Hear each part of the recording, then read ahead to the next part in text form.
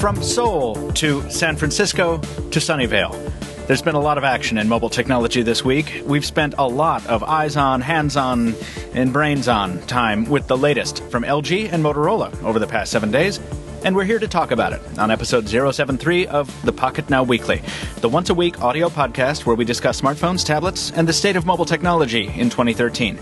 I'm your host, Michael Fisher, editorial director at Pocketnow, and joining me for the fun, after a very busy week of his own, the man behind YouTube sensation MKBHD, friend of the show, Marques Brownlee. Welcome back, sir.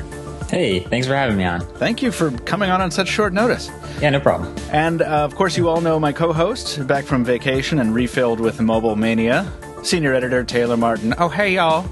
Hello. I did not do my southern accent. No, you didn't. That's all right. Sorry. Or Cleveland. You also I haven't done that in a while. You haven't, because you haven't been around in a while. You've been on vacation. I want to ask you about your vacation later in the show, because I have not heard about it.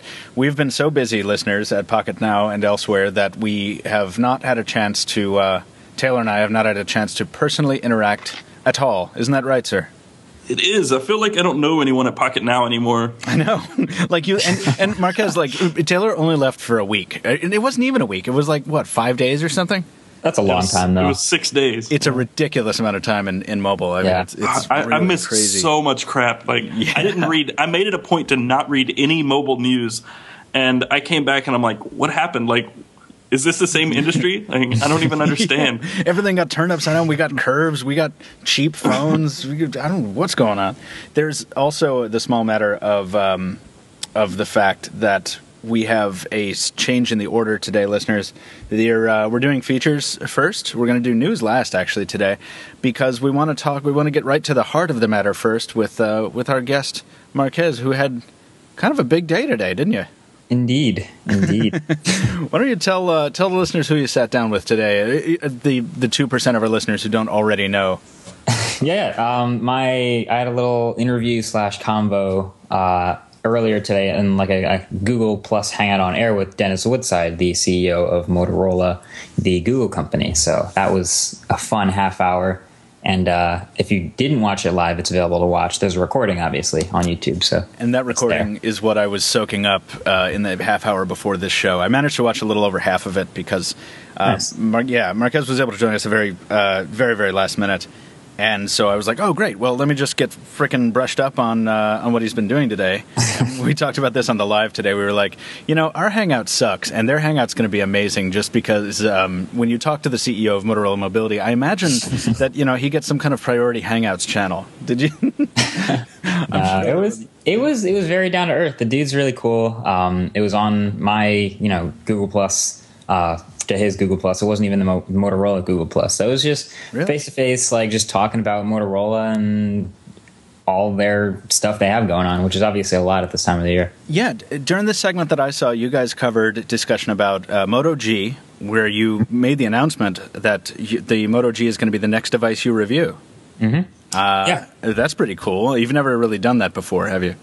Never. I try to keep it at least a mystery of what my next upload is until maybe a few minutes before it's live. Yeah. But a lot of people have been asking for it, so I figure that was an appropriate time to disclose that, hey, that's the next video. So it's a perfect time to, you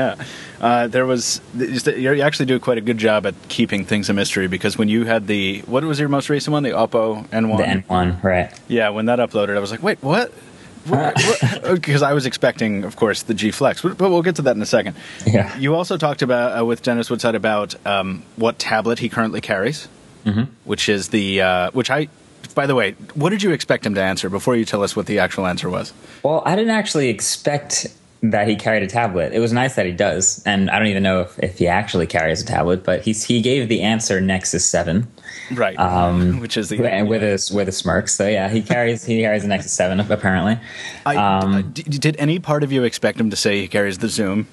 or like the Cyborg? A little part of me was kind of expecting a Motorola product, and that's the first one that I thought of, and then I laughed it off. But yeah, no. Yeah, I'm so glad he didn't say that, because that would have been like the stock come on, corporate answer. Like, yeah, come on. You know he carries a Zyborg. Right. It's like if you were to ask an HTC employee now, it's like, what tablet do you carry? Like, some of them would say the Flyer. Oh, the Flyer, certainly. Oh, yeah. Oh, no, I carry the Shift. What are you talking about? New favorite. Yeah, so that was cool. And actually, it was very refreshing to hear him say that, because that's a believable answer. And actually, the entirety of the interview, I never got the sense that you were being, fed any corporate lines or anything like that. I mean, I've been to like events where Mr. Woodside has spoken, and he's always seemed like a pretty down-to-earth dude, and that feeling, persisted in your interview, I felt like.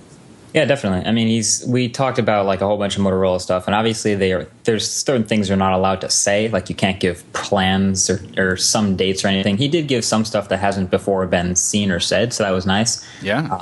But a lot of the more interesting questions were just philosophical things like why and why not and things like that. So that was cool. Yeah, I do like that you guys talked about Project the Aura stuff. Aura, yeah. And until this point where like I feel like that project is so embryonic right now that I feel like nothing is concrete about it. Is that the same sense that you got?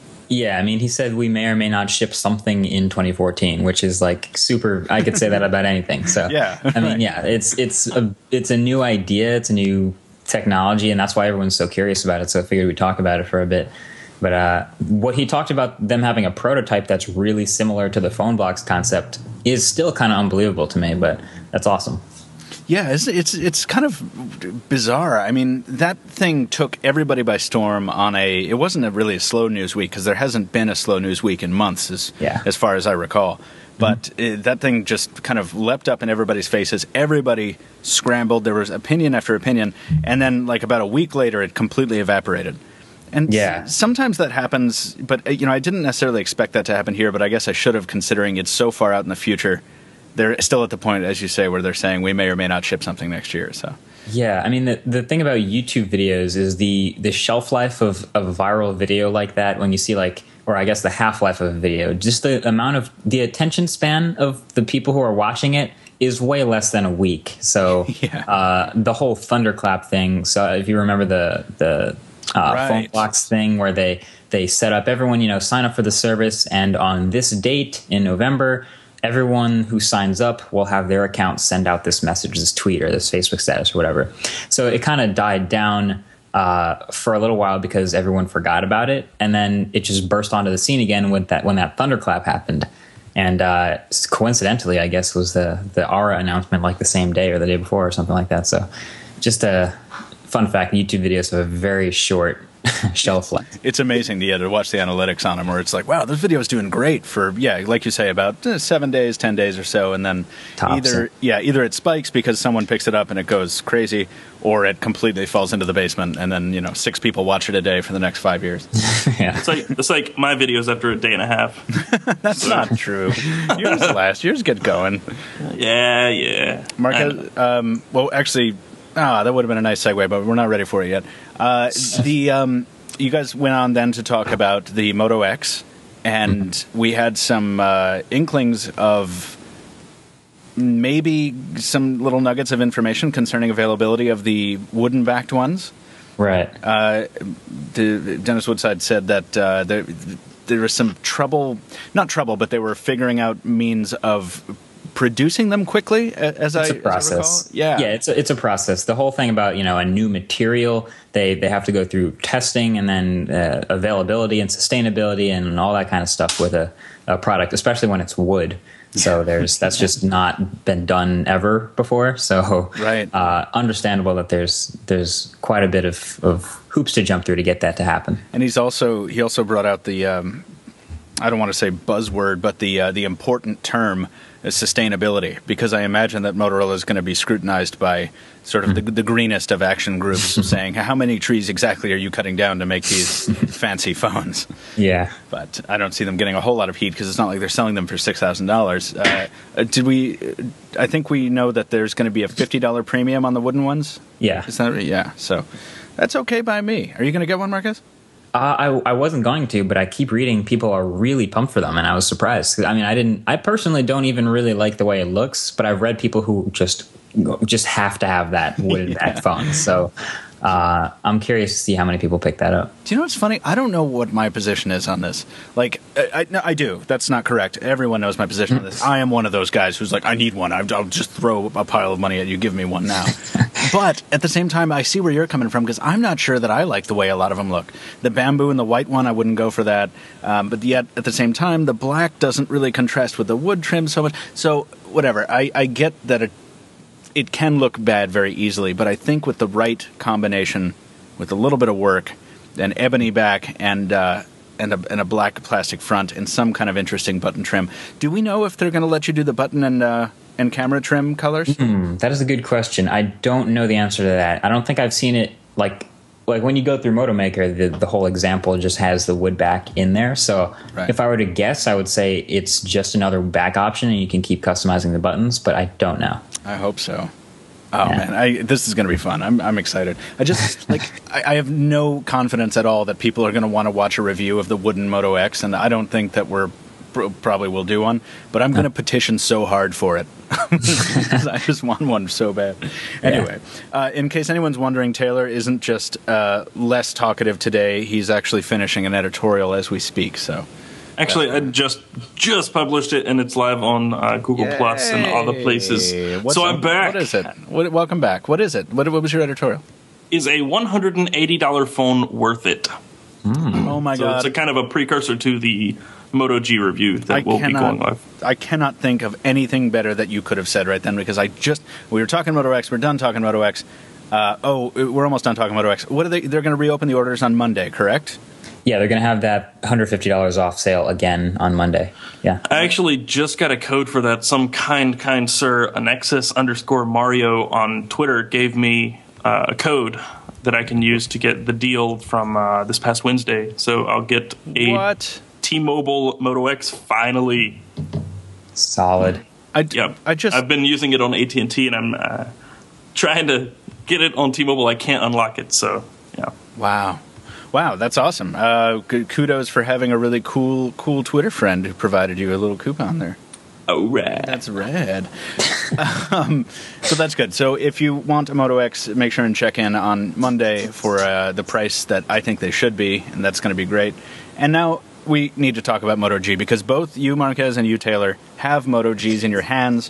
One of them is on its way to me right now, if Motorola is to be believed. And so we're all soon going to be equipped with Moto Gs. I want you guys to talk, and I want to listen to your impressions here.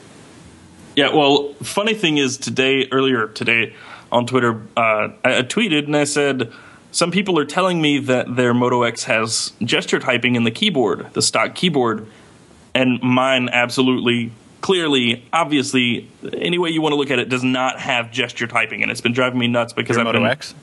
Or my Moto G. Oh, okay. So I've been sliding my finger over the keyboard trying to type, and it inserts one letter. Oh my gosh, I've been pulling my hair out over it. And I tweeted that, and Marques is like, hey, mine has it. Yeah. I'm like, what? How is this possible? So we jumped in on Hangouts really quickly, and he has the US model. I have the UK model, and it's from Clove, and mine does not have it. They have different build numbers. Whoa. So they're running different versions of software, and apparently the only thing missing that I can find is gesture typing in the keyboard. Which is an oddly specific omission. Yeah. Well, that's illegal in Europe. They don't like that in Europe. I mean, it's just, of all the things that they potentially could have taken out, they took out gesture typing. Like, well, it is. I mean, is it possible there's a patent issue over there with the specific type of gesture typing they're using? I have no idea. No clue. But either way, it's not on there, and that's the only thing that's really driving me nuts about the phone. Find out, Taylor Martin. This should be like a weekend investigative piece. You should fly to London and figure out why this is. If Pocketnow is going to send me, then by all means, I'll go.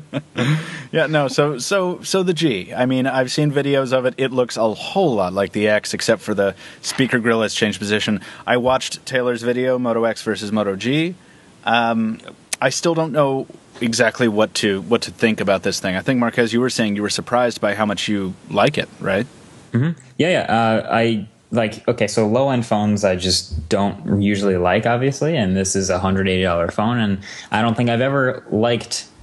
I take that back, I probably have, but it's been a while since I've like went out of my way to like use a phone at this price point, and it's so similar to the Moto X that I like so much that I would not have a problem using it. I like it a lot.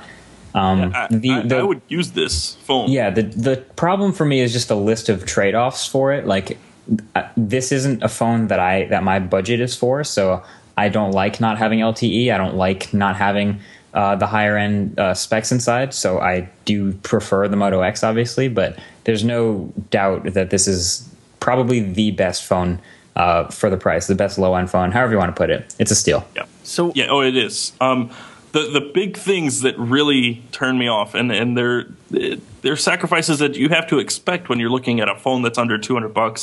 Mm-hmm. But yeah, like Marques said, LTE. But the other thing is NFC, and that kind of threw me for a loop because NFC chips are very, very, very cheap. Yeah. I mean, it's not like that's an expensive component. It's a very cheap thing to put in a phone, and the fact that they like cut corners on that is kind of odd. Well, does the NFC component ever ship in a combination pack? Like, you know how it used to be the case that you couldn't get a device with GPS unless you got a device with a 3G radio because they were on the same SoC? Is the NFC a completely independent component, or did they cut something else, like in order, and then dealt with the lack of NFC so that they could cut that more expensive thing? I don't know. They could have strapped an NFC tag in the battery cover or the back cover. Yeah, that's true. There are a million ways to input NFC, and I'm sure someone will hack NFC onto a Moto G and celebrate their victory for a couple days on the internet. But those are the only two things, that and the camera. The camera's pretty awful. Yeah, I saw your comparison shots. I forgot what Taylor's exact narration was, but it was something like, well, the Moto X camera isn't that great. The Moto G's camera sucks. Pretty much. I think it was a little more refined than that. But yeah, it certainly appeared to really struggle in low light. Oh, yeah. Yeah, as soon as light's taken away at all, in any capacity, it's the camera's like, I'm just gonna go on vacation. I'm gonna put this potato in my place, and we've you've got to expect that with a phone that retails for $179, right? But yeah, you do. I have a question about day-to-day responsiveness, because we know we have a different processor here. This is the quad-core version of the Snapdragon 400 in the Moto G versus the X8 mobile computing system in the X. So, because I am easily swayed by suggestion, I've had a couple bad experiences with earlier versions of the Snapdragon 400 on the most responsive devices there are, in my opinion, which are Windows phones. So I was really concerned to learn about this, despite the fact that it's the quad-core version of the 400. Tell me, both of you, does the Moto G respond well under ordinary circumstances? Does it ever bog down in normal use? A little bit, and I think it's actually more RAM than it is anything else, because it only has 1 gig of RAM. Oh, it's 1 gig. It's 1 gig of RAM, but I'm sorry, but you notice it. But are you running KitKat on there yet? I've forgotten. No. No. Okay. When is that going to drop? I don't know. That was interesting because I saw that Motorola said they were going to launch it in the US with KitKat, and then a couple days later they're like, "Oh, surprise, we're not," and here it is. In my interview, I asked him about it, and Dennis said in January they plan to update it. Okay. So when they update it, I imagine, because KitKat has I don't know if it has a smaller footprint, but it definitely has lower system requirements. Right. So I wonder if those slight hiccups will go away. Did you experience the same thing, Marques? Yeah, I was going to say the day-to-day performance is pretty solid. It's way better than anything we could expect last year for the same price. So it's definitely good. But it's clearly struggling because of the RAM. I think is the biggest problem. Is it only has? I mean, it's not a problem, but it has 1 gig of RAM, and you can tell. Right. But it's fine. It's responsive for. I keep saying for the price because that's what it comes down. You have to. I mean, you cannot examine this thing without taking that into account. It's totally true. But I just said in this editorial, though, I said, is the Moto G worth $179? Is it worth bothering with? Absolutely. In fact, if it were introduced at $300 or even $350, my response would be the exact same, because it is that good. It's not as good as the Moto X because there are some sacrifices. But if you're looking at the Moto X at $500, this would still be worth $300 at least. Mm-hmm. Motorola has to be selling this thing at cost, basically. Yeah. Did you happen to ask about that, Marques? Not that I think Dennis would have answered you. But did you I didn't ask about what kind of margins they're getting, but I would imagine with all the corners they cut, they still aren't making it. This is not a phone that they're making a ton of profit on. This is an entry and a sort of the word flagship is often misused, but I feel like this is a flagship in a different market. It is. Yeah, this isn't like a flagship aircraft carrier. This is like a flagship Zodiac, right? Yeah, the display alone is something you would find on, a 4.5-inch flagship phone, a high-end flagship phone. So that alone, the display, is something that they have to be spending the most of their cost on. So you look at a $179 phone and you think, the display is going to be terrible on this thing. Look at the HTC One, or not One, but First. That display was awful.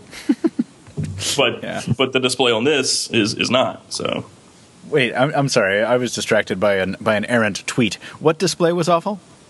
The HTC First. Oh, okay. Because I thought for a second I thought you said the HTC One. I was like, wait a minute, are we going to fight? What are you talking about? Oh, no. But yeah, I think that's probably the closest Android phone right now that I would compare to the Moto G is the First.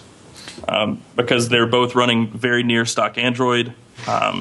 They both have a Snapdragon 400, although, one's dual core, one's quad core.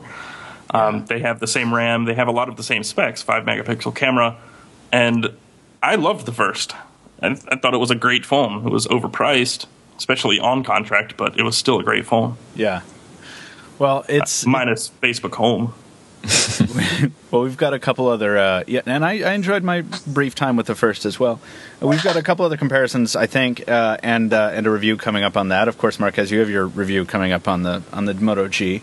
Anything else we want to cover from the interview? Anything else you wanted to say there before we head on over to the very not Moto G phone, like the diametric opposite of that device? I think that's about it. Yeah. Well, congratulations. It's of the maybe 2/3 of the interview I saw, I think it's a great one. Folks, if you want to go see it, if you haven't seen it already, we've linked to the recording in the description on this podcast post, so go check it out. It's a sweet interview, man, and I look forward to seeing some more from you. Thank you. Yeah. Taylor, you have to go watch it this weekend. Right now? So we can, right now. Go away. Immediately. Yeah. So let's talk a little bit about, as I say, this not at all cheap device, this giant banana phone, the LG G Flex. Our review at Pocketnow just went live today at noon, along with a bunch of other reviews out there, and I'm sure that if you follow any of us on Twitter, you will see it retweeted many, many times over the course of the weekend, as I desperately try to get more commenters in there who are not just going to complain about the score and then leave. But this is I'm having the opposite problem that I had with the G2 this time, because I had to calm myself down throughout the review process so that I could maintain some degree of objectivity, because the G Flex, to me, is one of the favorite phones I've ever used. And that surprised the bejesus out of me. But enough out of me for now. Marques, you have a review coming on this, and I think, I mean, did you have to do some rescheduling, or what happened? Because I thought it was going to come much earlier.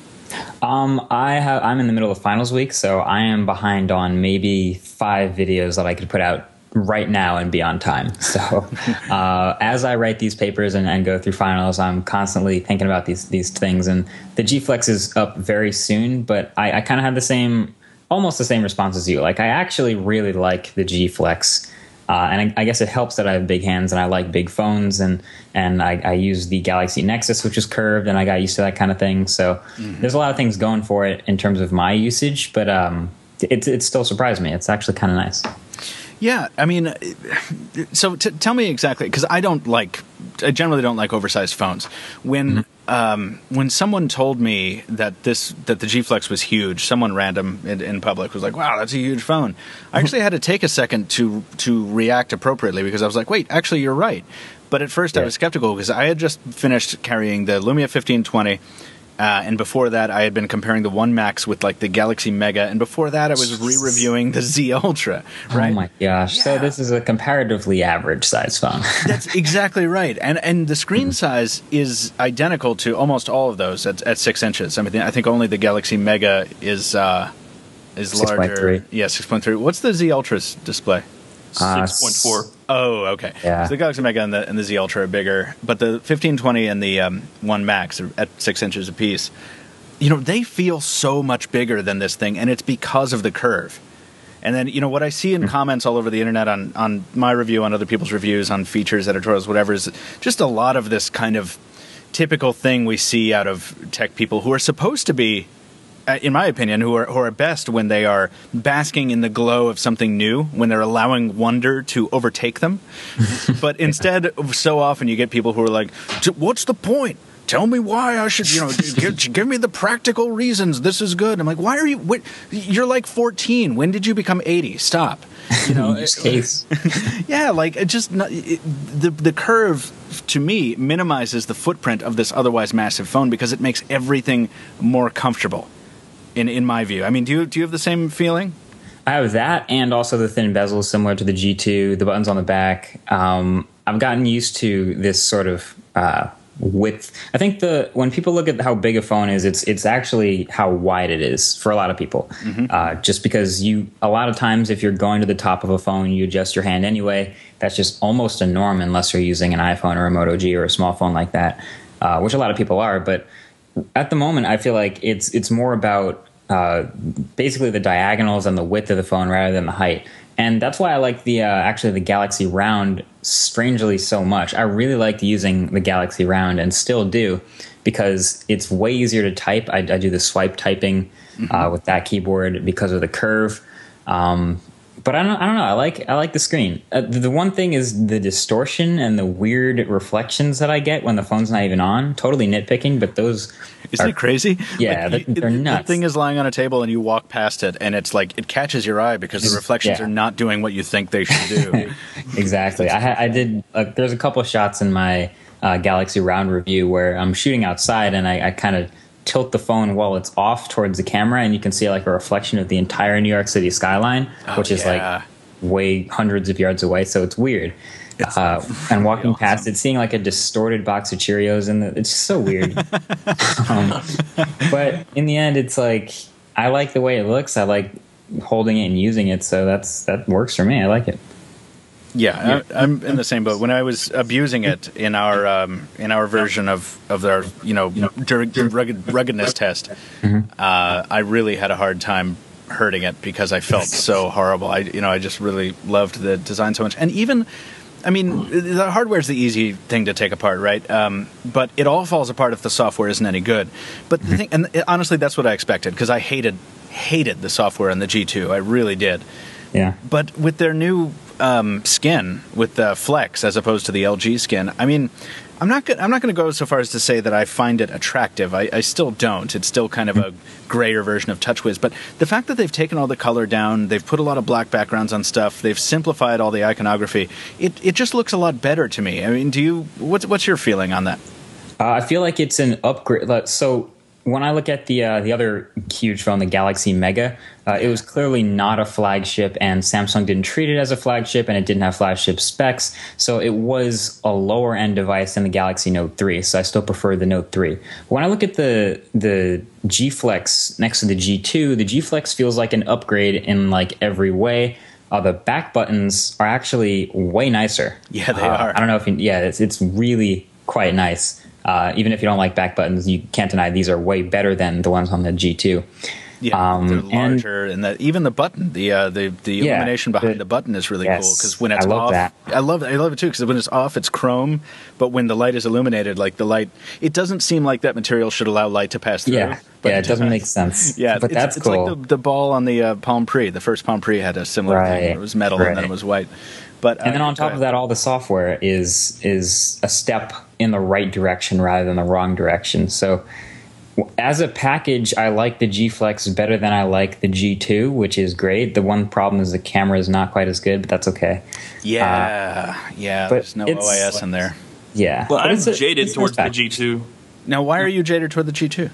Because mine never worked, and I never really got to play with it. Oh, you had the defective Verizon one. That's right. Yeah. I'm sorry, but the one that had a mind of its own. You touch the screen, and it's like, no, I'm not going to do that. I'm going to do what I want. Do you know what's funny about the Verizon one? I was talking to a couple LG reps somewhere. I won't say where, and they were just kind of booth people, and they were wonderful and very knowledgeable and very nice. But even they said, like, I was like, which G2 do you have? And they were like, the Verizon one. I'm like, oh, what, you don't like it? They're like, I hate what they did to the buttons. I'm like, whoa. Yeah, you're not the even like a nitpicky tech press person. You're just like you're even like a company rep, and you're like, yeah, I hate these buttons. I'm like, oh, okay. Yeah. Well, as they should. Hands off, Verizon. So yeah, we got to know a lot about the G Flex at this LG press event, which was a lot of fun. It's the San Francisco and the Seoul part of the equation. And Brad Mullen echoes your thoughts, by the way. Brad Mullen of Engadget thinks that he loves the Galaxy Round as well, Marques. Nice. So I have not had hands-on time with it. I expect to get hands-on time with one at CES. So we'll see. Oh, speaking of that, will you be there? Yeah, you'll be there, right? Well, I'll be there. Yeah, good. Yeah. We're going to have a lot of people to see at CES this year. This is going to be fun. It's going to be good. So when can we expect your review? I know you don't like forecasting and stuff, but so if you don't want to say, just don't say. Soon. So this week, right now, it's Friday. So next week is all final exams, and then the torrent of videos that I catch up on, and it's just going to be a lot of videos in December. So I'll just say December. Awesome. Yeah. Oh, cool. Well, we will look forward to that. Folks, if you want to read our review at Pocketnow, the description is in the link. You know what I mean. It's down below. And I think we can move on. One last thing. Taylor Martin is getting his own G Flex. Our LG demo unit is on its way to him. Hopefully, if the shipping company doesn't lose our package. Yeah, that'd be great, wouldn't it? Awesome. He will receive it on early next week, and you will have a review rebuttal next week. Is that correct? That's up to Tony. Yeah, I have the Moto G review, and then other than that, I really don't know. Well, I think that is the plan because we want to do this promptly. So I look forward to your own views, Taylor. And listeners, if you're tired of the G Flex, well, maybe consider looking at the time codes next week because we're going to talk about this thing again. I love this phone, and if we weren't dealing with copyright issues, I would have started the show with the Banana Phone song. If this weren't $940, I would totally buy one, and I'm going to hold on to the demo unit as long as I can. So, you could talk to Ryan from Negri. Well, we already bought it. Is the thing? Oh no! He's giving away a phone. Is he giving away? He's going to make. No, he's giving away a phone. That's all he says. He wants to make someone's holiday. He wants to. Maybe he wants to make my holiday. Maybe he does. Tweet him with your reason for why you should get a free phone. I would feel so dirty doing that because no. I know I would too. Like I can't. Like I see all these like giveaways and stuff. I'm like maybe I should sign up. And then you turn your head and you look at the table full of devices you have. Yeah, the devil on my shoulder's like, yeah, do it, man. And then the angel's like, nah, man, don't do it. Do it. You're better than that.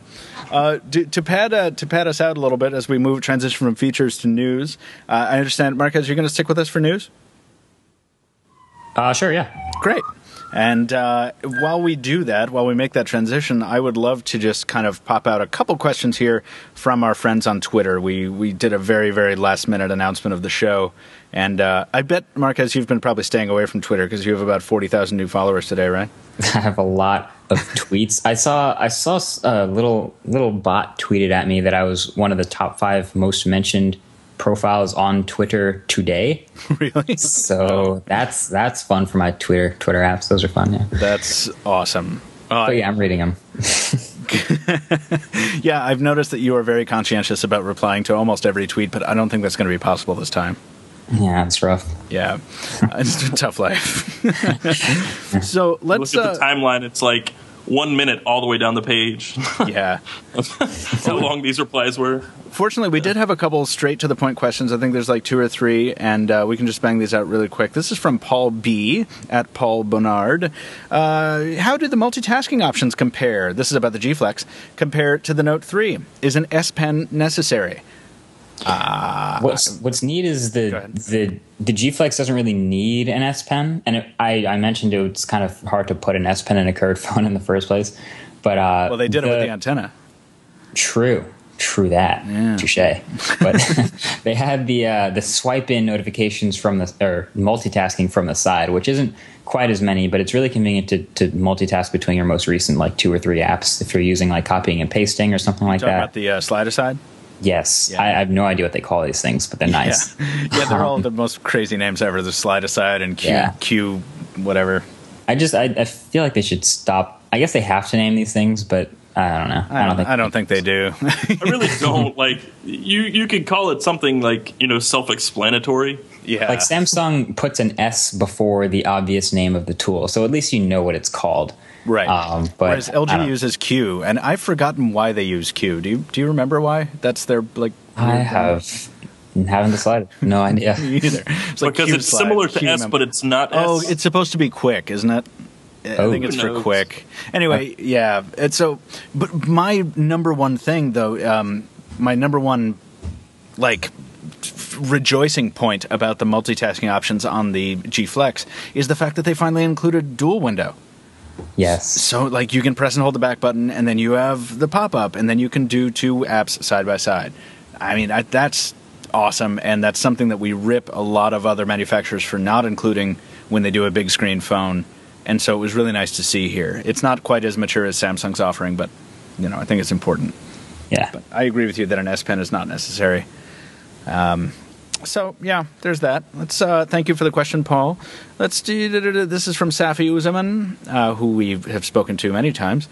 Do you guys think that in LG we have the next Samsung in the making? Is it the rise of LG in 2014? They're coming up with some really interesting and revolutionary things in their phones, like G2's button, etc. I thought this was a pretty good question. This is a good question. Yeah. But I'm going to bow out. What do you mean? LG has never really made a phone that's really moved me. I mean, I haven't used the G Flex yet, so I'll hold that. I'll reserve my final thought on that question until after I actually use the G Flex. But the G2, I didn't find the button placement to be all that intuitive, because I use my phones a lot sitting on a table, and for that, and the knock feature never worked. All right, so the double tap feature. So I had a lot of trouble with that phone. They have improved that on the G Flex. I will say that because I had trouble with the knock on the G2 as well. Yeah, so there's that. But I mean, other than that, what do we have? There's nothing terribly that far out there. They do a lot of software stuff, but we learned from someone on the Pocketnow Live that actually LG and Samsung actually license a lot of these software features from another company. Yeah, from a company that has something to do with Pantech, as I recall. Yes. But even though Pantech is partially owned by one or both of these companies. Yeah. I don't understand how business works really weird situation. Yeah, it's a really weird situation, but basically the whole thing is I don't know. Well, we will come back to you after you've used the Flex, and because I mean, I was in your same boat, Taylor, until I got the full scoop on the Flex, and I was like, wow, this company like LG, this isn't just like an LG mobile product. It's like they had to round up 4 separate divisions within the company over 3 years and like 300 prototypes to make this thing happen. So, it's fun. We did get a little bit more in depth with this thing because LG was able to give us a briefing, and we were kind of able to ask a lot of questions. So. It's you should read the review, Taylor. It's a good time. Read my review before you rebut it. Maybe. Yeah, maybe. If you find the time, you dirtbag. Marques, what do you think? Of the G Flex as a whole? Mm-mm.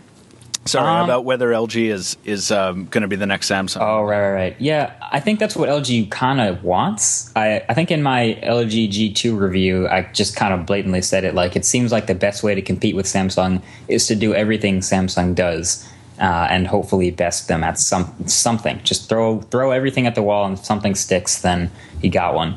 It's the Samsung way.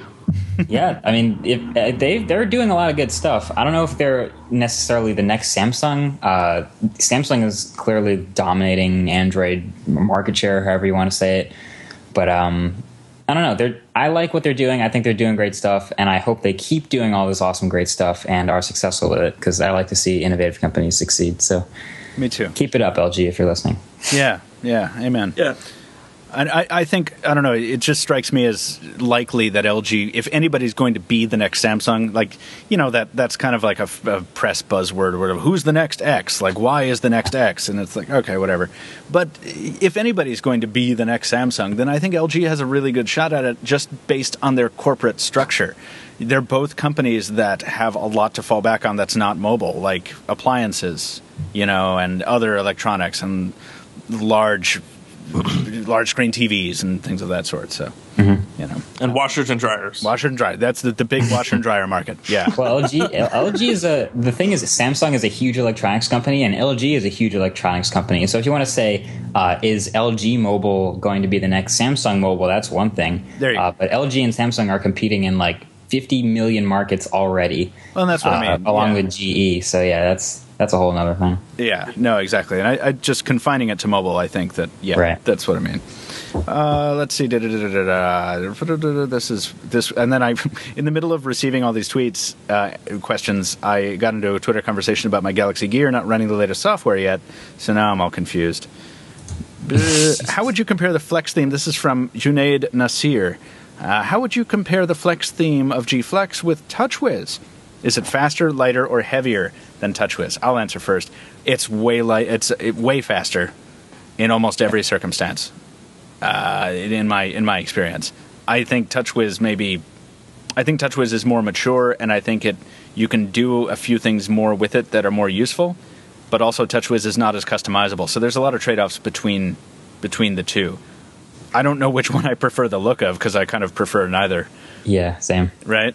Yeah. The reason I'm not using the Galaxy Note 3 is TouchWiz. Really? So, me too. Yeah. Same here. Yeah. It's sitting on my desk until CyanogenMod comes out for it, and then it's in my pocket full time. That's literally what I'm waiting for. Do you use Themer? Because I'm using it right now, and I'm using a Themer app or a Themer theme on it.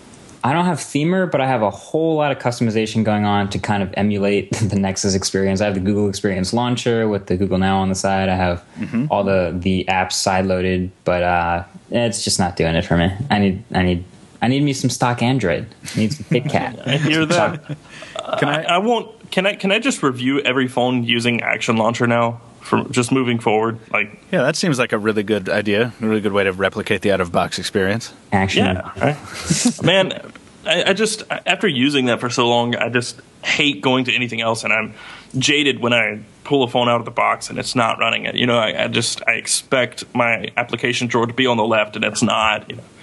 So, well, I'm gonna have to use that launcher someday. I'm gonna have to graduate from my out-of-box lifestyle.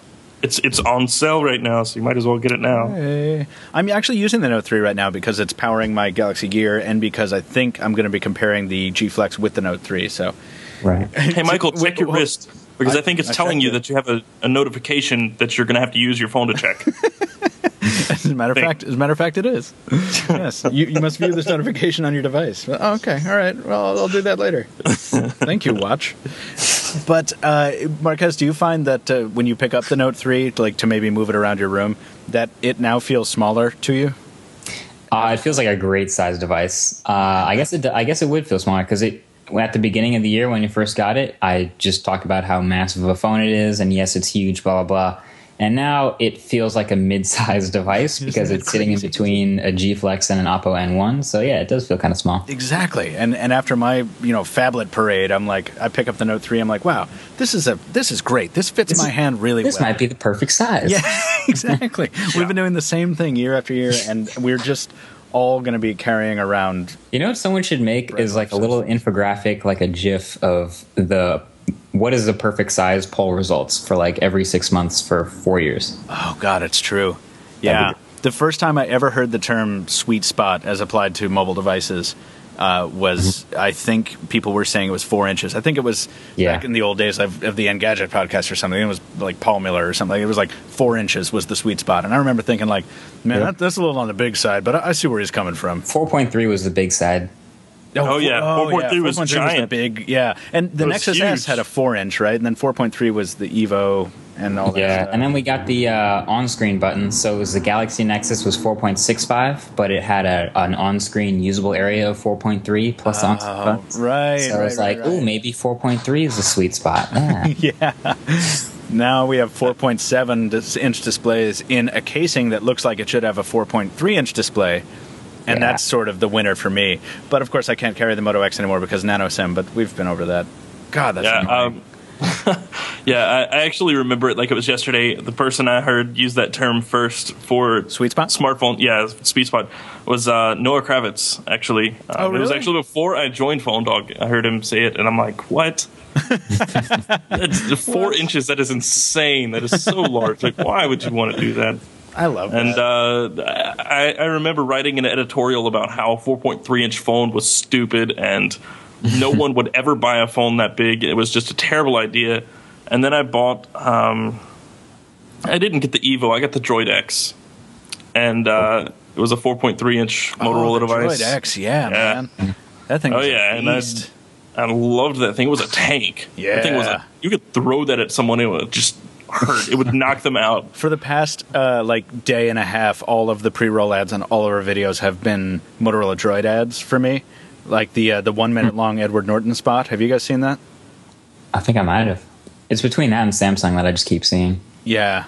It's crazy. And then like Geico will pop up. But anyway. Oh, Geico all the time. Yeah.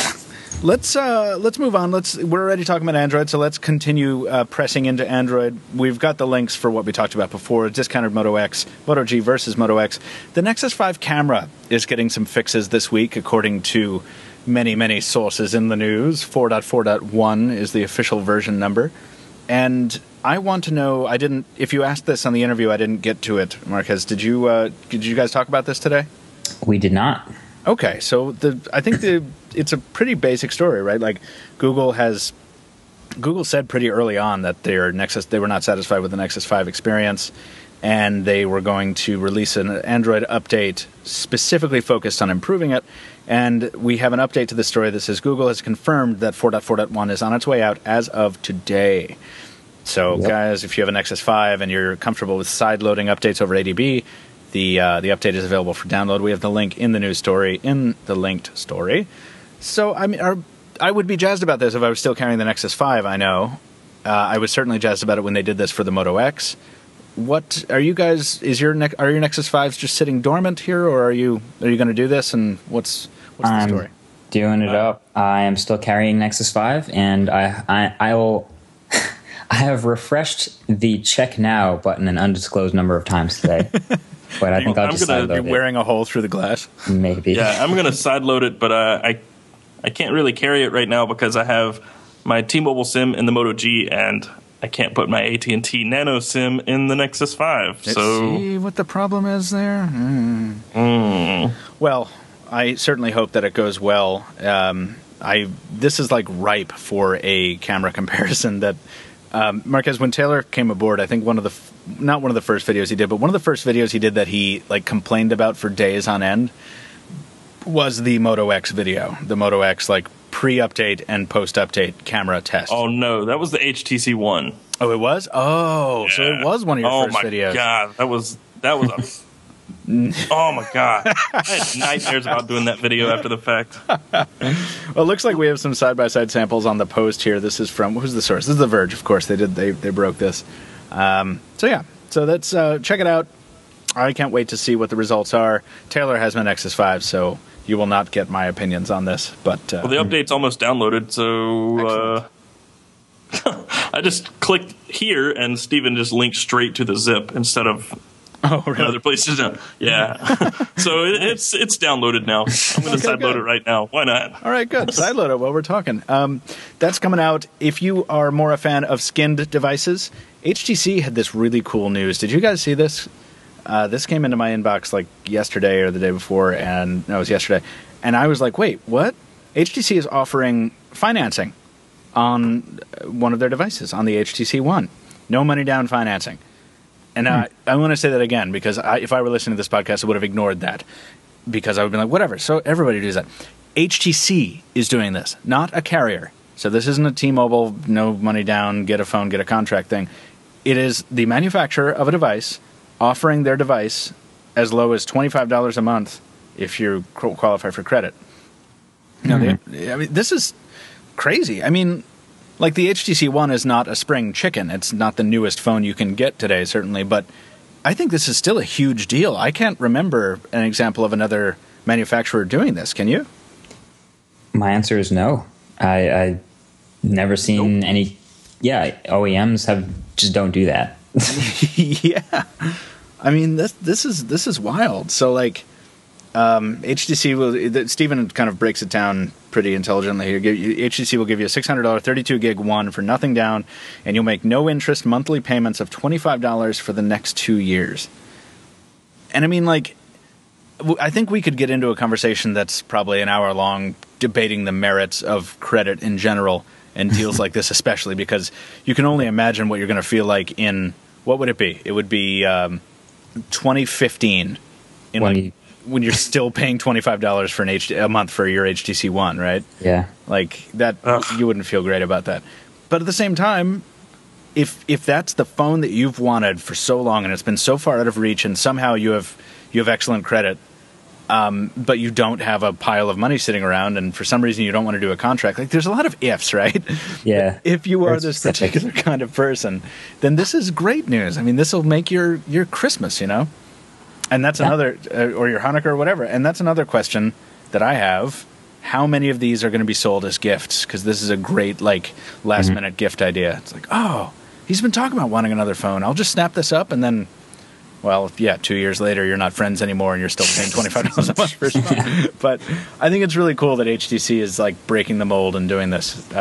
So hopefully maybe this is just the start of something. Do you see this continuing? I mean, what do you think, Marques? I feel like it's going to hinge on, like, whether or not people care, whether or not people actually take advantage of this, and it might just be a volume thing. Like, if people don't care and 100 people do it, then I don't think it's going to happen again. But if people wait, this is an awesome deal, I'm going to do this, and everyone's going to be happy, and other OEMs start picking it up. Who's calling me? And I think people will probably catch on and start to, like, I don't know, try to do it themselves. But it's just weird to see an OEM do it. I don't know. You know, it's funny because we talk about T-Mobile, like the closest analogy to this on a carrier is T-Mobile, because they do this stuff all the time. But I've never really thought about this, but HTC is sort of becoming the T-Mobile of the OEM space. Because as we know, quarter after quarter, we get bad financials out of HTC, and it's like, oh gosh, let's get on the podcast and talk about how sad this is. And, you know, it's like, it's kind of getting really tiresome. But out of the box thinking like this, forgive me for the awful cliche, is kind of what you need to dig yourself out of this hole. Like, I don't recall ever paying serious attention to T-Mobile USA until they started making a racket and, like, changing things up. Yeah. How much they're actually changing the landscape is debatable, but they're certainly making a big deal about the fact that, hey, we're the uncarrier, we're doing things different. So I think if HTC can do that and leverage that instead of wasting any more time with hipster troll car wash stuff, I think that could be really, really pivotal for them, you know? So I hope they continue with this, and whatever. Listeners, go get an HTC One unlocked for $0 down if you are one of those small subset of people. Yeah. As Taylor presumably continues fidgeting with a zip file, we'll move on. No, I'm already done. What are you talking about?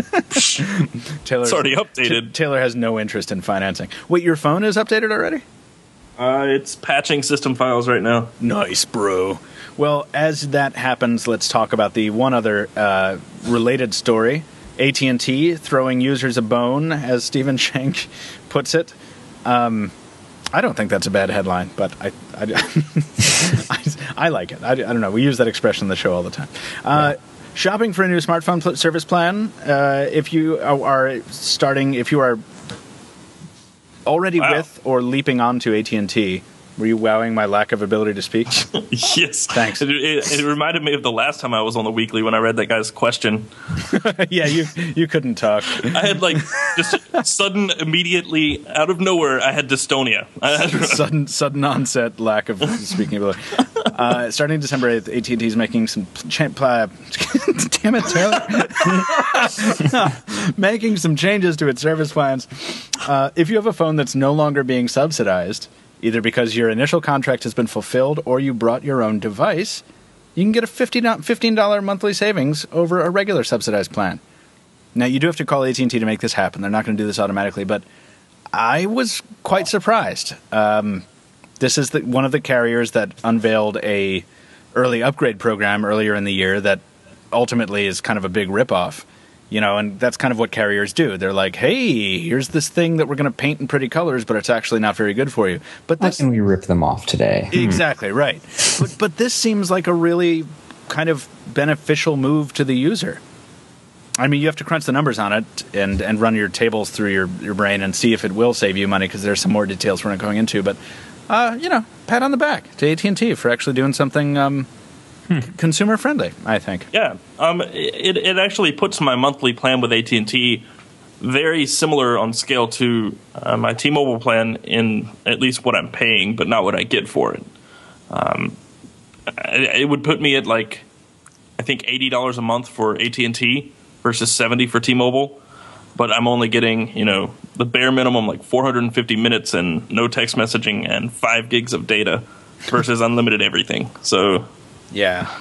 It's a nice step in the right direction, but well, that's the nature of going with, because those figures you were citing right there are from T-Mobile, right?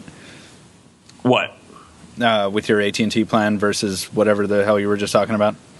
I was reading. No idea what Neither do I. Nobody knows what I'm talking about. I was reading Steven's observation at the bottom of this thing, which is cool. He says, a nice side effect of this news is that we get a solid assessment for just what a subsidy is worth to AT&T. $360. Yeah, that's an average. That's got to exactly. Be an average. That doesn't apply to every device, of course, but that's still interesting.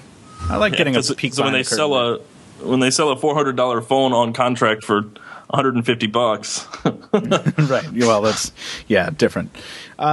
Finally, closing out the Android category, we have Samsung rumors. Hey, this is going to make you happy, Michael. What? The article, the leader image for the article is from Unpacked, it's the Unpacked event with Dance and Tommy. No, God. So the rumors here from this story are suggesting that Samsung is preparing to introduce at least 4 or 5 new handsets during the first quarter of next year alone. Wow. I mean, that would be really debatable if we were talking about another manufacturer, but this is Samsung. I mean, at that London event, they dropped the Galaxy S4 Active, Galaxy S4 Zoom, and what? Oh, the Galaxy what were they called? You're the camera guy, Marques. The camera, the MX? Yeah. NX something. The interchangeable lens things. Yeah. And then the full DSLR. They announced 2 tablets. Oh, and the S4 Mini as well. Yeah. And then Note 10.1 20. No, that was later. Yeah, no, there were 2 Windows tablets. Yeah. There was one tablet that ran Android and that crazy tablet that everyone was barfing rainbows over. Yeah. TFQ? Yes, that's exactly what happened to that thing. I wrote an editorial where I was like, oh my God. It's a unicorn. Amazing. Yeah, it is. A TFQ shopping results. Wow, there are none. Images for a TFQ. Yeah. So it's still up at their site, except it doesn't have its own tab. The Samsung Ativ website is the most neglected thing in history. It's so sad. Well, I'm sad now because I just powered on my Nexus 5 and it has Action Launcher, and I can't use it. And I can't put it on my Moto G. Sad face. So a couple details about this. We've heard to expect light versions of both the Note 3 and the Galaxy Grand at MWC 2014. Probably it's the Samsung strategy, right? You take a concept and you make variations until you've saturated the market. I hope they don't mean lighter as in like weight, because that would suck. No, L-I-T-E. Yeah, we don't need it. We don't need it to be any lighter. The count of 4 or 5 new Samsung models only looks at South Korea as well, so we could be seeing some regional variants to help flesh things out a bit. We will see. No surprises there, really, but, you know. Yeah, so as every other company on the planet Earth, at least in the mobile industry, is working towards fewer devices and more a more concise approach to the mobile industry, Samsung's like, you know what? Since everyone is scaling back, we're going to scale up. Yeah. Yeah, what was Dennis we're going to throw more out a figure like that in your interview, Marques. What did he say? Like last year Motorola did something like it was some huge number. 40 devices or something, and this year they did 7.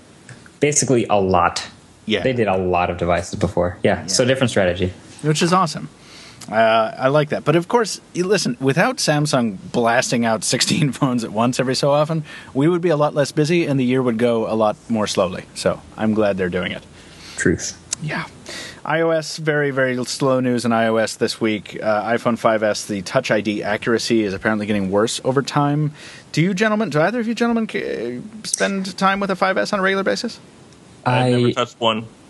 I use it on occasion, but I turned off Touch ID shortly after I reviewed it. It just got annoying. Really? Yeah. I mean, okay, I'm an idiot, so I don't passcode lock any of my devices. Oh, so. You and me both, man. I'm in this. Yeah. I feel so like such a jerk, but yeah. Yeah, it was just an extra step, and that having that half a second wait instead of just swiping to unlock like on my iPad, having to hold it down for a second and wait, and then it unlocks, or having to I left it on for the purchases, the in-app purchases and iTunes and stuff. I leave that on. Sure. But I turned it off to unlock my phone, so I really don't use Touch ID that much.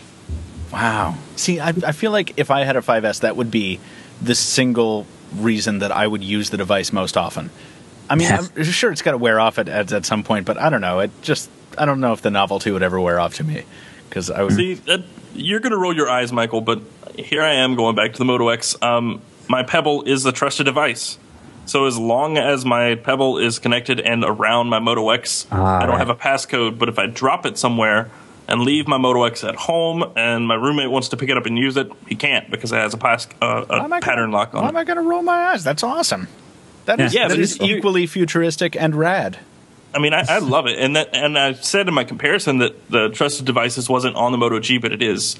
I was mistaken, and I looked at it 4 times and just did not see it. And it's on there. So now my Pebble is connected to the Moto G as a trusted device. Well, that is rad. I actually did not know you could do that on the Moto X, or I had forgotten. So I'm going to have to do that once I finally cave in and get a nano SIM on one of my lines, I guess. Oh, yeah. So the actual meat of this story was that affected users are reporting that the Touch ID works just fine initially on the iPhone 5S, but over the course of weeks, it starts failing to recognize prints more and more often. Now, you know what? You can reteach it with some new scans, but the problems manifest again over time. So it seems to be a cumulative effect that continues to happen. You know what's happening? What? All these people using 7-inch tablets are actually sanding their fingerprints off. See, I thought that you were going to say that people would need to stop, having greasy burritos before using the Touch ID sensor. That's a good idea. But I was looping in the iPad Mini there, so. Yeah. All right, so that's the iOS news, and Windows also another slow week. Except we are seeing continuous leaks of 2 devices. One of which we talked about extensively on the live today for some reason, the Lumia 929, which I thought people were just getting excited about because it's a new Windows phone, but no, it has a 1080p display and a Snapdragon 800 processor, so that's a big deal. Yeah. It's like a smaller 1520. It's also on Verizon, so... Well, yeah, but there'll probably be an international variant, too, like the 928 had. But what... I hope so. I have a question about that. Marques, what is the last Windows phone that you covered the 1020? That is the last one I've covered, but I do have a 1520 in the house that I'm working with, attempting to review as well. So that's coming up soon, again, December.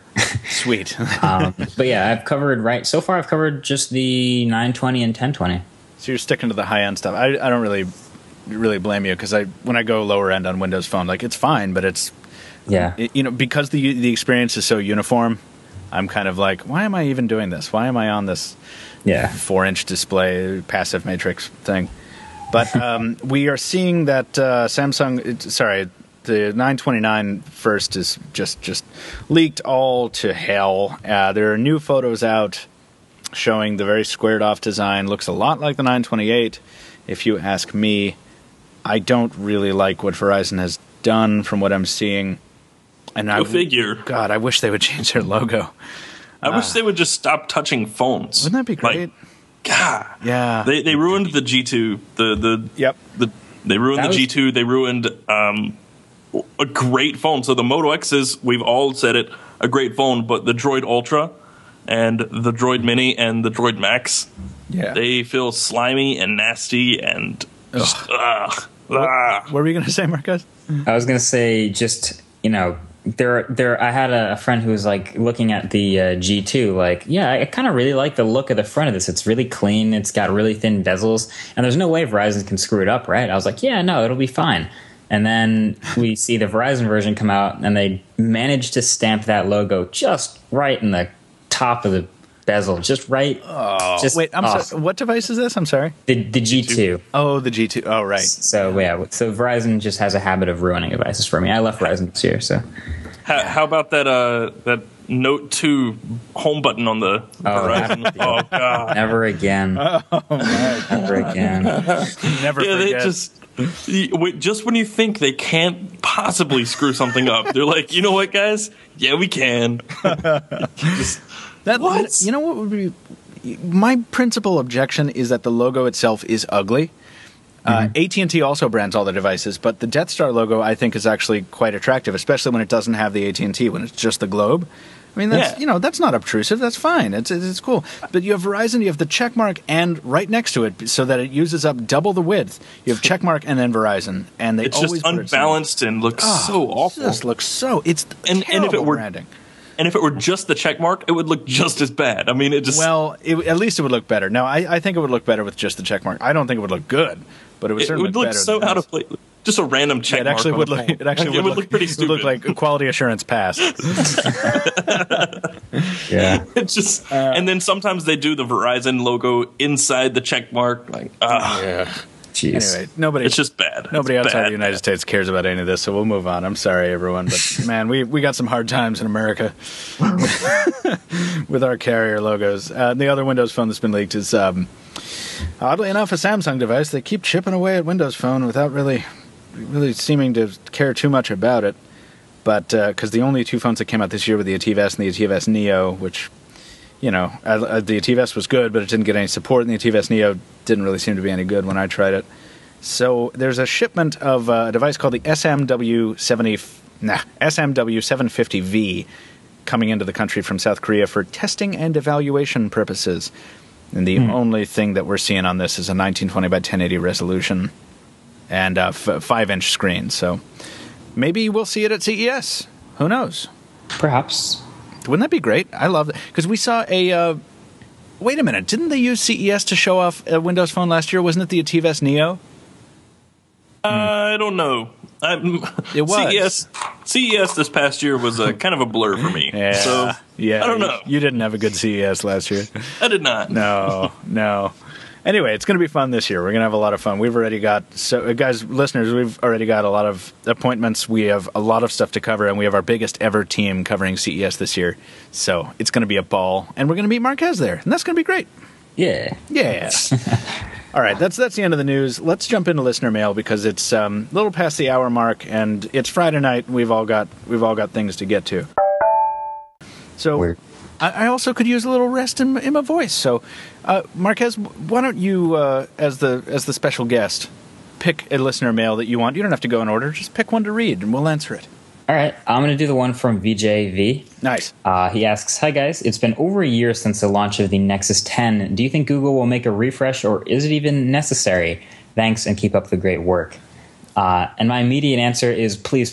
This is perfectly timed. I chose this email because on your interview you mentioned that you're like one of the only Nexus 10 holdouts, right? Yes. I think we might have talked about this on the last, or maybe on the VIP. I think we talked about it recently. But possibly, yeah. The fact that I love... Okay, the only thing I use my tablet for is really mostly watching videos and occasional gaming. And the front-facing speakers are like critical for that. And I just can't get over how other tablets don't have front-facing speakers. And I would just love to have a high-end 10-inch Nexus tablet with front-facing speakers. So that's what I'm hoping for. I'm crossing my fingers for that. Seems like a hell of an opportunity for HTC to come in there and do that, doesn't it? Oh, please, boom sound, please. Right? Now, but they couldn't do it out of aluminum, right? Because you'd have this big tank of a tablet. That would be huge. That would be an amazingly large and heavy tablet. But yeah.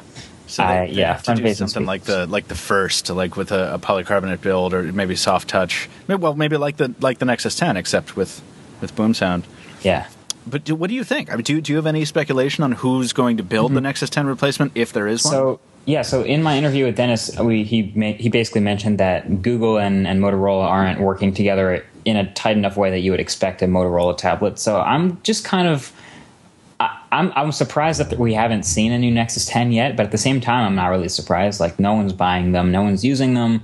They're not competing with anything. It's just kind of floating around in the Play Store, just chilling there, I guess. So they waiting can take for them to do a fire sale. Yeah, right. They can take their time with the next Nexus 10, and it won't be a problem. But I do still expect a refresh pretty soon. Yeah. All right. Well, cool. Thank you for the question, VJ. And it was aptly timed, and I'm glad we got to get our Nexus 10 pioneer out here to answer it. Taylor, you want to read the next one? No. Which one would you? No, okay. No, I was anticipating your answer. Either one. Oh. It doesn't matter to me. Just pick one. All right. I will go with Justin Eads. Great. And I believe that's how you say the last name. I have no idea, but so. We're going to go with that. Yeah. Hi, guys. First, just want to say that I love the podcast and great job. Thank you. My question is, my contract is coming up, and I'm thinking about switching back to Android from iOS. My only problem is I have had an Android in the past, and when it first came out, I didn't like it. With iOS, I love and... It's simple. It's simple, but the phones to me are basically the same. So I just need some help in trying to decide whether or not to stay with Apple or go Android. Also, the Nokia stuff is getting me more interested. Sorry for the long email, but thank you for help in advance. Justin from Arizona. P.S. Thank you for getting me addicted to Asphalt 8. You are very, very welcome for that. I'm going to pass those thanks right along to my Twitter followers, because they're the ones who recommended to me that Asphalt 8 is like a really great game to use to test a phone's performance in terms of gaming. And while I've augmented it with other games since then, I've just been addicted to that game ever since. So, yeah, I use it every time. Great title. So, do you want to take a pitch at this answer, either of you guys? Marques? So usually when I recommend a phone for someone who's switching from iOS to Android, it's the Moto X right now. That's my default recommendation. But he talks a little bit about the simplicity of the OS, and iOS all kind of seems the same. I'd be curious what Android phone he used before that threw him off. But with what I've read and with what we just heard, I'd say my default recommendation is Moto X. Yeah, hands down. That's interesting. Now, I mean, both of you guys probably in the past at one point recommended the HTC One for an Android transplant, right? I probably would have recommended a Galaxy S4 before that. Really? Yeah, just because it's a little more versatile than the One. I mean, the One's great, and I would own a One over an S4, but for the general user, I'd probably recommend the S4 over the One. No kidding. What about you, Marques? I think just because of, like, before we had the Moto X, I guess the closest thing to an iPhone for an iPhone switcher would probably be the Galaxy S4, maybe. Well, I mean, from public perception's sake, but I just think, like, if you're looking at the hardware, it's like, wow. I mean, somebody coming from the iPhone 5 who wants a premium experience hardware-wise is going to want the One. I don't know. Right. It's funny because I just feel like that's been the default answer. I feel like a lot of people, when they're writing pieces on this, are like, yeah, well, the HTC One is the kind of analog, right? Because, like, there's two ways. If you're talking hardware, yes. If you're talking user experience, Right, that's where the confusion is. So if you're looking at an iPhone user who just buys the iPhone because iOS is fine for them, then a similar user experience would be more important. But if you're looking at someone who's reading Pocketnow and more into phones and is more concerned about build quality, then an HTC One might be a better recommendation of those two. Sure. It's funny, and I've heard this from Galaxy S4 owners who are in the more advanced age community. Mm-hmm. I've heard, I'm like, oh, you got the Galaxy S4. How do you like it? more than once I have heard, it's fine, but I can't figure out how to do anything on it. Because TouchWiz is pretty complicated. I'm not saying that wouldn't happen on the HTC One, but frankly, I don't see enough HTC Ones out to just kind of ask people about it. So anyway, Justin, I think my response to this would be, if you used Android a long time ago, you shouldn't worry about switching back to Android now. It is so different than it was. As a matter of fact, just today I was using my HP touchpad with like a ancient build of CyanogenMod on it. And like even just navigating around, like the sounds, like the clunky keyboard, like typewriter sounds, and like the new sounds are so great. Everything is great about the new user experience. And if you used Android even a year ago at this point, I would say you really need to give it another try, because so much has changed and it's all better for the most part. So, totally agree. Yeah. So normally we don't really answer questions like that. By the way, before we get a bunch of pieces of listener mail in the what should I buy vein, this one was just interesting to me because you had a case of someone who hasn't used Android in a long time. And I think it's a testament to how much Android has matured. So Justin, use your 14-day or 30-day return policy at whatever store you shop at and give it another go. You may like it, you may not, but it's definitely going to be different.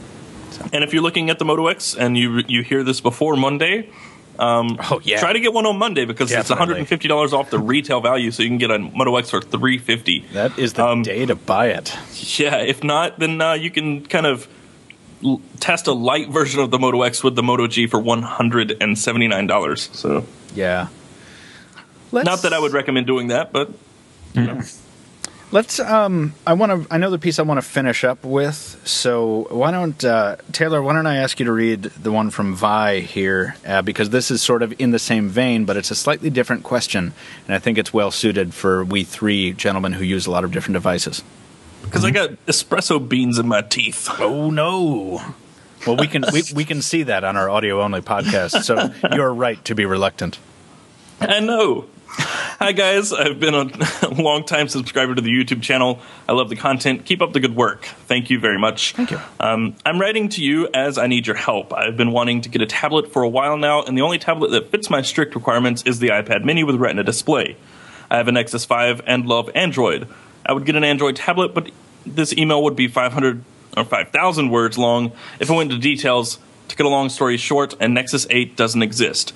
I'm hesitant to get an iPad and go cross-platform. I would like to know your experiences with an Android phone and an iPad setup, the problems encountered, positives and negatives of iOS and Android syncing. A disclaimer, I should probably note, I have not used iOS for longer than 5 minutes. I hate how limiting it is. Do you feel frustrated when you juggle your Android phone and iPad iOS device? Or does iOS grow on you? Thanks for taking the time to read my email. Any help would be appreciated. Keep up the good work. Pocketnow is amazing. Thanks. Thank you. So that is a very long and very concise, actually, email. And I've been doing this for years, carrying tablets, and I actually prefer carrying a tablet on a different operating system than my phone. Me too. And, and there's a reason. I like carrying an iPad with an Android phone. And the reason behind that is I do need the extra functionality of an Android phone. Doing different things with file systems and uploading files, downloading files, and all this other stuff. And the reason I prefer having an Android phone and carrying an iPad tablet, or as the tablet, is because I don't see myself using all those different things on a tablet. I generally use a tablet for media consumption and maybe a little writing, maybe some email, and more entertainment than anything. The phone, I like to get some stuff done, and I actually find myself using it for more specific things. But I don't have really a problem with jumping back and forth between them. And that might be because I've invested money into both. I have premium applications on both that I've paid for twice, So it takes some investment. It takes some time to get used to, but I don't really think it's that big of a deal. You get a little more diversity. If you're using an Android phone and an Android tablet, it kind of feels like you're using almost two similar devices. Stretched out version, maybe. Yeah, it's like you get no differentiation, and it feels a little... Especially with Android's like insistent push on making the small tablet experience much more like the phone than, in my opinion, it should be. The Nexus 7 is a great device, but there are some things on it where I'm just like, why do I have to swipe down from the top for notifications? This should be down by my thumb when I'm using them. Like, they're not. I don't think they're optimizing the tablet experience as well as they should. So yeah, I'm in the same boat as Taylor. I tend to prefer iOS on a tablet. An Android or Windows phone in the palm of my hand. So no, I don't get frustrated swapping between them. But of course, we all have quite a lot of experience switching between different platforms. So it may be different for you, but I agree with you. I think we all know where you're coming from in terms of iOS's dull nature. But in the same way as we were talking about Android with the previous mail, iOS has changed probably since you've used it. If you said you've only used it for 5 minutes, well, check out iOS 7 because, it changed visually. And I think that's important because I think that's a consideration when you're talking about what platform you want to use where, right? And I think iOS on a tablet looks pretty good. It does, but it could be better. Marques, I gotta say, Vi, the exact setup he described is the setup that I am using day to day every day. Nexus 5 and iPad Mini Retina. And it comes down to the different way you use your phone versus your tablet. And like you guys have said, you use your phone with Android, customizing it, using all different apps and getting things done and productivity and things like that. But with a tablet, I spend a lot of time just in apps, not necessarily messing around with iOS, but messing around with the apps in iOS. And the apps are great with the iPad. So I think it's, even if you juggle back and forth between them, there's not really any problem. The only thing you have to do is get invested in the platform, which takes a little bit of time, as Taylor, I'm sure, will vouch for. But that setup is working great for me. I still use Nexus 10 to watch videos all the time, but whenever I'm using the iPad, I'm spending a lot of time in the apps, and the apps are great on the iPad. That's very, very true. Agreed. Yeah, so give it a go. It's a good question, and thanks for it because we don't often get questions with that level of detail. So hopefully it goes well for you. And finally, last email of the show.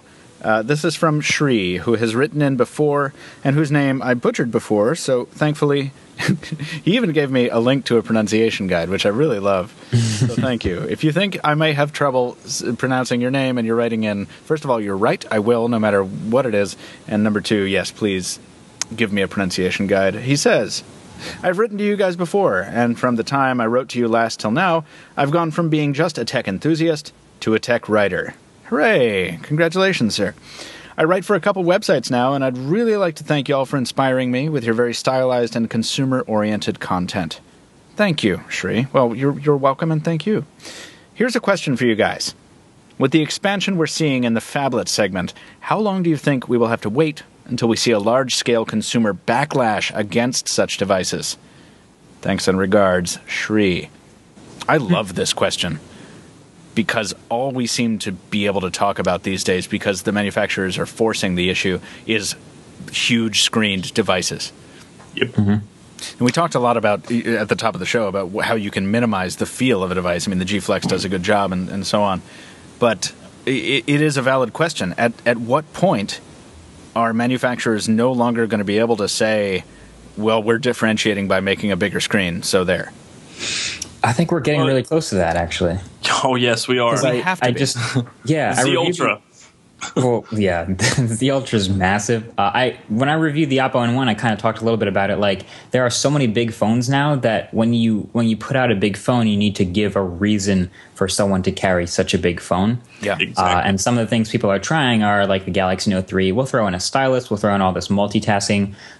With the G Flex, we'll give you a flexible display to make it seem a little smaller footprint. With the Galaxy Round, we'll make it curved another way, maybe make it easier on the hands while typing. Mm-hmm. So all these big phones are giving you a reason to carry a big phone. You get a huge battery, all these different things. So just having a big phone for the sake of a big phone is almost no longer acceptable. You need a reason for it. So I think we're getting pretty close to that. I've played with the Lumia 1520, as I mentioned earlier, And it just doesn't seem like, maybe it's Windows Phone or maybe it's just the fact that I'm not a Windows Phone fan, but there doesn't seem like any real reason for it to be that big other than more tiles. Yeah, and actually that's like the crux of the issue, because I was trying to find something to say about the 1520 a number of months ago when it was announced. And I was like, well, what is it going to do better than anything else can do? And actually, you hit it right there, Marques, and I think it's easy to dismiss that, but the tiles point is an important one, because I use a Windows Phone fairly frequently. My 1020 is my personal daily driver, and I often have to scroll to do what I want to do because I don't have enough room on the home screen. But with the 1520, the screen is so massive that I've configured it so that I don't need to scroll anywhere. All the tiles are there, and I have it. It's actually, I think, the first phone. I said this in my review video. The first phone to capitalize or to deliver on the Microsoft promise of a glanceable UI, because you don't have to scroll around. It's like turn on the phone. Okay, here's all the stuff. Here's everything I need to know right in front of my face. You don't get some sort of content overload? No, thankfully, because, all the tiles are differently shaped. They're differently colored. And, my brain can kind of configure itself and ignore filter out the noise and get only the signal. See, cluttered UIs like that kind of make me twitch. And I don't know. Is it cluttered? I don't know. I guess it depends on your. Yeah, with all of my tiles that I had on the 1020, if I had all those in one page, I would probably start convulsing and just foaming at the mouth and I just couldn't handle it. I don't mind scrolling a little bit, but we kind of with a giant phone that size, we've kind of passed the point where you have any sort of benefit from it. I mean, okay, so you get a benefit from having a tablet, obviously, otherwise they wouldn't exist. I wrote an article last week, or this week, about should you buy a full-size tablet or a small, 7 to 8 inch tablet. And, there are benefits to each, and likewise there's a scale of differences between tablets and smartphones that's, I guess, shrinking as smartphones get larger. But as smartphones get larger, you're not really getting any more benefit out of them because they're still small enough to where you carry them with you every day. They still fit in your pocket, but you're getting to the point where you have to use a phone with two hands. You can't just pull it out of your pocket and text someone one-handed. You're going to have to use something like voice input or something else to where it's convenient. The phone becomes inconvenient, and that's why I hated the Z Ultra so much. For me as a personal phone, and why I've got such a vendetta for it is because it was an inconvenience for me. But then you have to have that same vendetta against every phone of that size, though. Then you have to hate the One Max. You have to hate the Galaxy Mega. You can't have your phablet and crap on it as well. Well, yeah, no, you can, because as they say. Yes, because that's a very popular saying. Right. The Note 3 is my upper limit. I've said that before. I've used bigger, I've used smaller, and I like the Moto X. I like that size. If I could have the Moto X in the Note 3's form factor, I would be so happy. But you get something much bigger than that, and then not just display size. We're talking chassis. Yeah, we're talking the actual physical footprint of the device, and it becomes a chore to use and carry every day. The Note 3 literally fills my pocket completely. My pant pocket fills it to the top. I can't put anything else in a pocket with the Note. You got some small pockets, bro. Yeah, wow. I got some tight pants. I got some big thighs and some very small pockets. You are going to love the G Flex. It's going to go really nicely in your back pocket. So, you're making good points, Taylor. I agree, but I think the question is really importantly phrased, because the question is more about consumers than it is about us. Because we can sit here and really, really have come up with any number of justifications for these large phones, but I cannot escape the fact that every time I take one of these monsters out in public, people look at me. Sometimes it turns to envy after I describe the features, but the initial impulse that a lot of people have, I think, is revulsion and astonishment. Yep. And I don't see that going away. I think that on the whole, the industry is pushing these huge devices on the public, saying they're better and selling them really, really hard. And I think a large proportion of the public is kind of looking at it going like, yeah, okay, and then going to buy like an iPhone or a Moto X or, you know, an HTC One or something reasonably sized. Mm-hmm. Yeah. So I don't see this being sustainable. I think that in a couple of years, everyone's going to kind of look back at the giant phone revolution and be like, I can't think of an analogy. Like, what's ridiculous from the 90s? I feel like the phablets are going to be the slap bracelets of the future. You know? I don't know. You know, 8-track. Yeah, but I don't want that to happen because I tend to find a lot of utility in them. But then again, I'm in a small subset of the population that's like super nerdy about this stuff. Yeah, and I don't hate phablets these days. I do still really like the Note 3, and like Marques, if it had stock Android on it or CyanogenMod plus multi-window, all I want is like multi-window to be a stock Android feature. But that aside, I like phablets. It's just you get to the point where you're forced to carry this phone for a week, and then all you can do is hate it because you have to carry it. Right. And I feel like a lot of the people that saw me when I was carrying the Z Ultra and even the Note 3, most of them were like, I would never carry something that big. I would never want to carry something like that ever. And you show them something like how big the Note 3 is in comparison to the S4 or the HTC One, or phones that still many people still consider very large, and they can't really wrap their head around it. You know, like I show my mom the Galaxy S4, and she's like, that's a big phone. And I'm like, no, I know. No, it's not. I show people the Lumia 1020, and before they even see the back of it, they're not talking about the camera. They're just talking about the face, the acreage on the face of it. They're like, wow, that's a big phone. And I'm like, that happened to me too. I showed someone the Nexus 5, and they said, that is a huge phone. And I was like, no, it is not. Right. And you pulled out your Oppo. Exactly. And you pulled out the Oppo N1, and we were like, oh.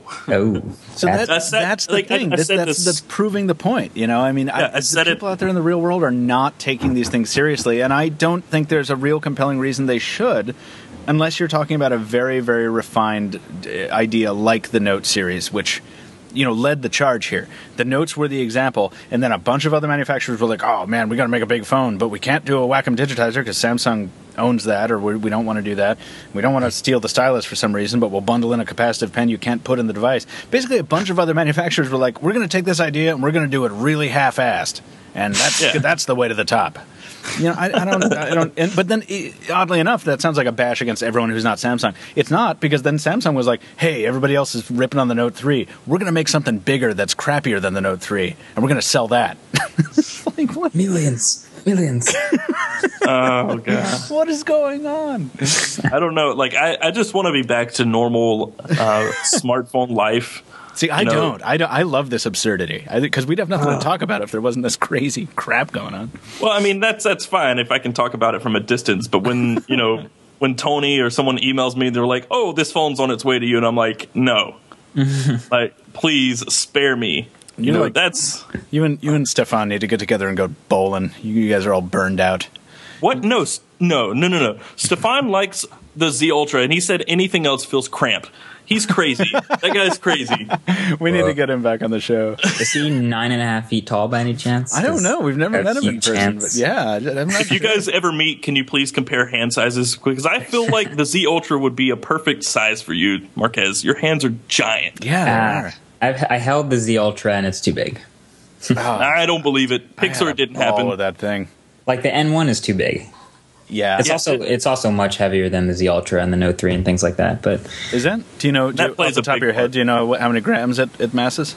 I do not. I could Google it right now, but I know that the heavier phone is, the bigger it feels, and the more top heavy it is. So when you hold it with one hand, it feels like a bigger phone because of how much more it weighs. Yeah, it's 213 grams. So that's in the same neighborhood as the One Max, I think.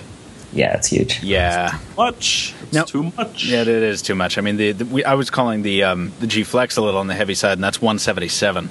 So, So there you go. So anyway, I don't know. I like substantial devices, but you can't make them too heavy. But really good question, Shri. Congratulations on your new career as a tech writer. We wish you all the best. That's awesome. And keep thinking in big terms like that, because I think that was the most interesting conversation I've had about the phablet question in a long time. So thanks for that.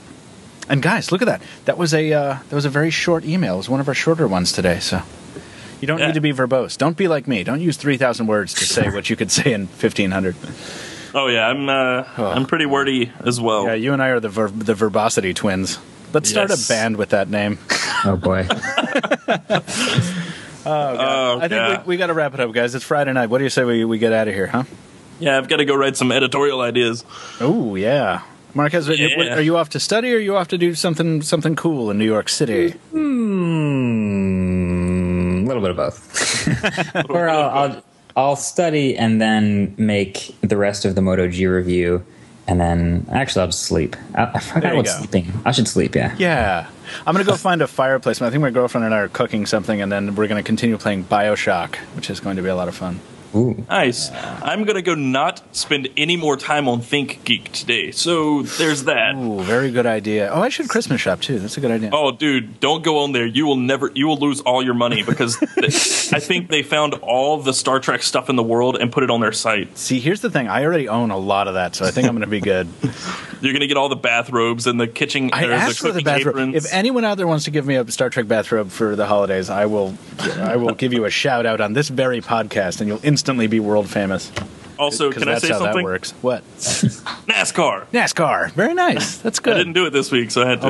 I love that it's completely out of context now. I don't even remember how it got started. Marques, thank you for taking the time to join us. We appreciate it.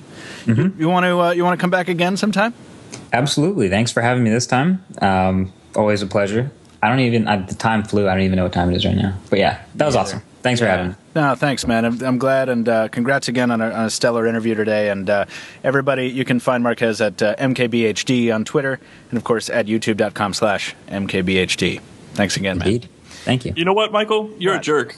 What? You didn't ask about my vacation or what I'm doing tonight. Oh, that's so you know what? True. It's so I don't deserve to know. Nope, you don't. There's my problem. You know what? Screw you, bro. That's all right. I'm going to ask you on Twitter later in front of everybody. But that's in the meantime. Yeah, go find us there. Taylor is at Casper Tech, CASPERTEK. I am at Captain Two Phones as always. You can also follow Pocketnow officially at Pocketnow on Twitter, Pocketnow on Instagram, Facebook, and Google+. And you can share opinions with other listeners online at our forums.pocketnow.com. If you enjoy the podcast, you can leave us a review on iTunes or Xbox Music. And if you have a topic, question, or suggestion for the show, or you just want to say hi, please email us a brief message at podcast@pocketnow.com. Thank you so much for listening. We will see you next week. Toasty! That's an old Sega Genesis joke. Yeah.